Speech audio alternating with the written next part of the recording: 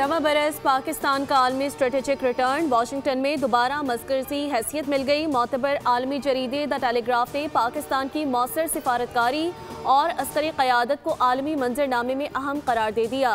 Field marshal Syed Asim Munir ने अस्करी और सिफारती महाज पर फ्रंट फुट पर खेलते हुए व्हाइट हाउस में पाकिस्तान की वाज़ेह जगह बनाई। वाशिंगटन में मजबूत मौक़िफ़, तिजारती रियायतें और मादनियात पर ताउन के जरिए एतमाद हासिल किया।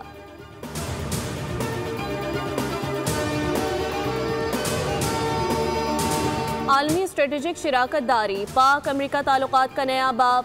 आलमी जरीदे कैरोलिना पॉलिटिकल रिव्यू ने पाकिस्तान की मौसर सिफारतकारी, दिफाई सलाहियत और स्ट्रेटेजिक हिकमत अमली का एतराफ़ कर लिया।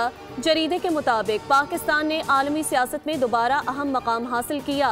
मई में पाक भारत कशीदगी के दौरान मौसर सिफारतकारी से वाशिंगटन का एतमाद बहाल हुआ। गवादर समेत पाकिस्तानी बंदरगाहें और बलोचिस्तान के मादनी वसाइल को स्ट्रेटेजिक असासा करार दिया।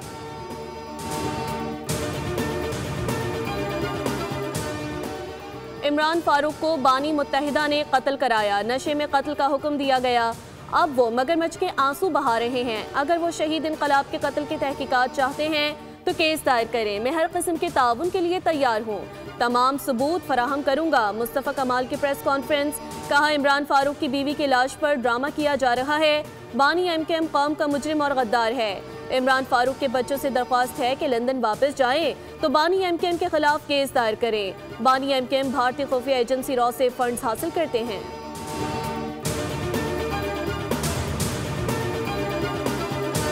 और 1 जनवरी से इस्लामाबाद में बगैर एमटैग गाड़ियों के दाखिले पर पाबंदी।